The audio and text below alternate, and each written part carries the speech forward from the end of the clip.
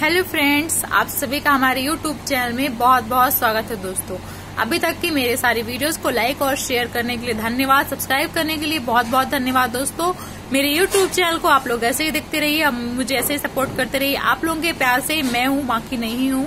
आप लोगों को बहुत बहुत तहे दिल से स्वागत है। दोस्तों, आज फिर से आपकी ममता शुक्ला ने आपके लिए कुछ कॉमेडी, जोक्स और भावनात्मक स्टोरी एंड स्पेशली तेनालीराम की स्टोरी लाई है।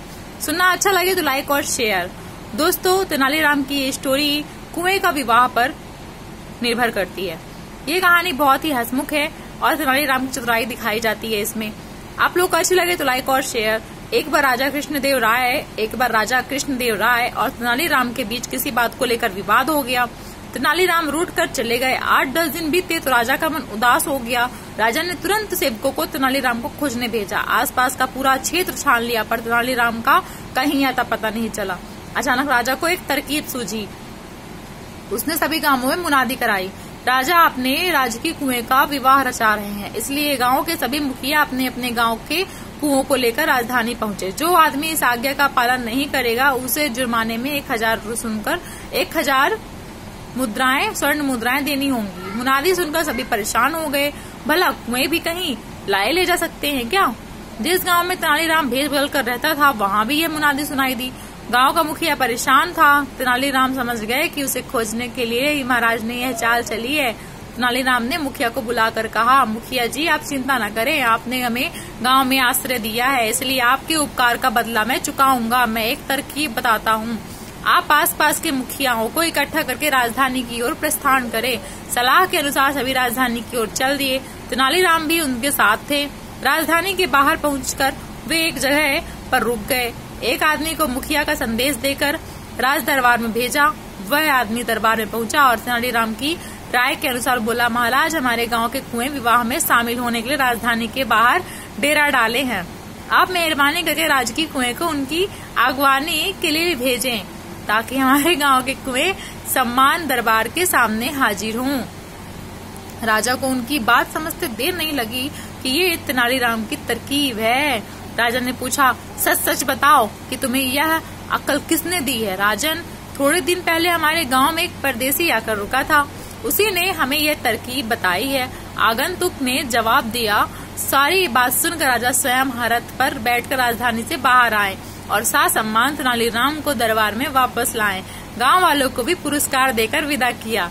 देखा कितनी अच्छी चालाकी दिखाई है तेनालीराम के। तेनालीराम की बुद्धिमानी का हर एक इंसान गुणगाता है, यहाँ तक कि मुझे भी बहुत पसंद है उनकी स्टोरिया। मैंने तो उनका सीरियल भी देखा है, सीरियल भी आता है।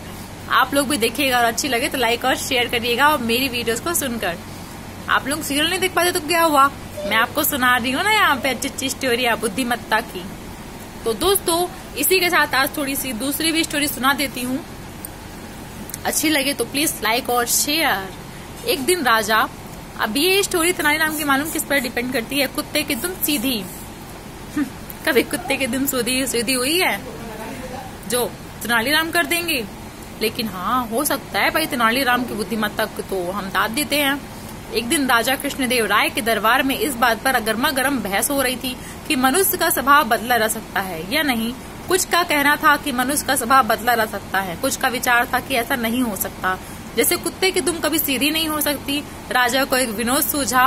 उन्होंने कहा, बात यहाँ पहुंची कि अगर कुत्ते की दुम सीधी की जा सकती है तो मनुष्य का स्वभाव भी बदला जा सकता है, नहीं तो नहीं बदला जा सकता। राजा ने फिर विनोद को आगे बढ़ाने की सोची।